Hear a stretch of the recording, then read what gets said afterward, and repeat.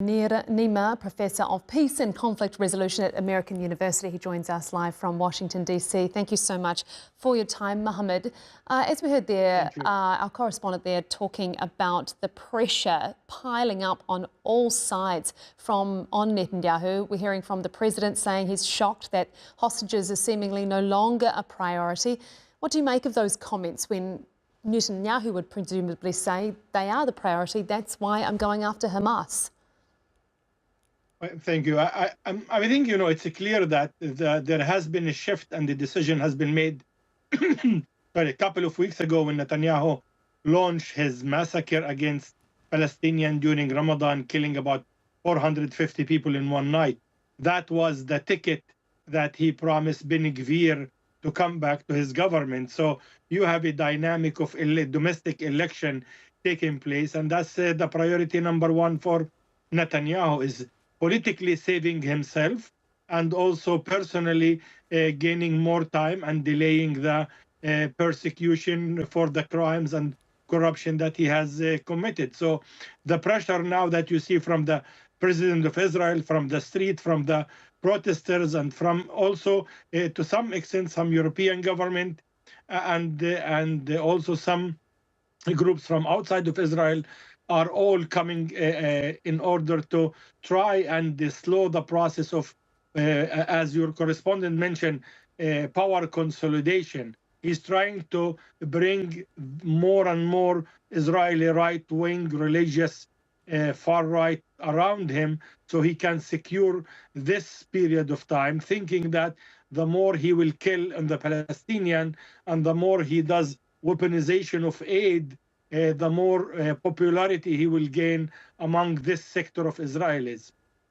How much of a problem, though, is this chaos within his coalition and these intensifying domestic issues going to become for Netanyahu, though, do you think? I mean, previously, through the conflict with the war on Gaza, we saw Israelis more or less united against a common enemy, but now that internal conflict is escalating, where do you think this is going to lead? Well, I mean, again, I think the only exit from this is the election.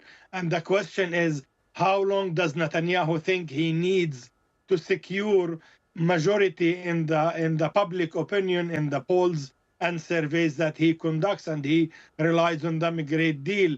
But I don't see or hear a great deal of friction within his coalition. Some voices comes out regarding the recruitment or the military service of the religious Haredi group, and that's a primary friction there.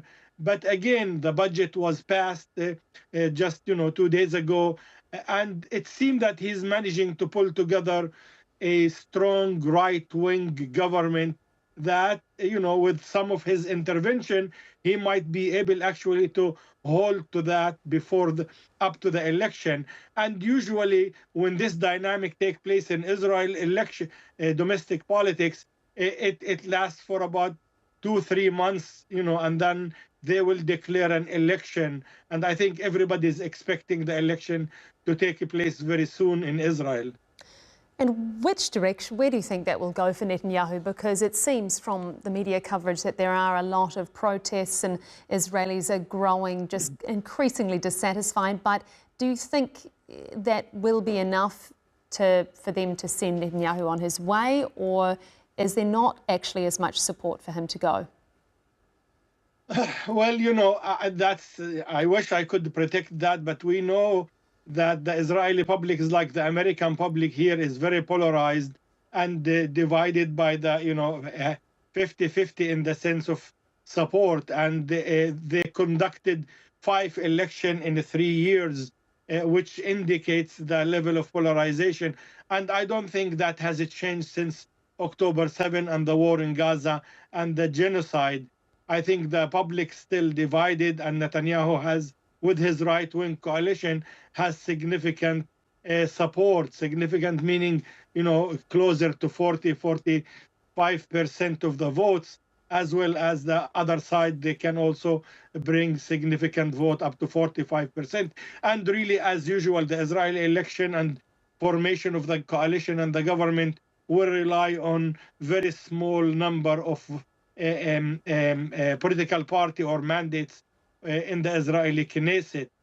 So it's very hard to predict, but myself, like many others, hope and wish that we can see somebody beside Netanyahu, someone else who would be more open to negotiate with the Palestinian and drive his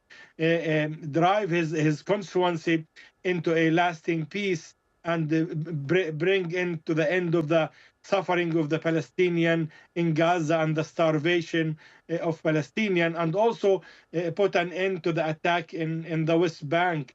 What's happening in the West Bank is really disastrous, and not many people are paying attention to it as well.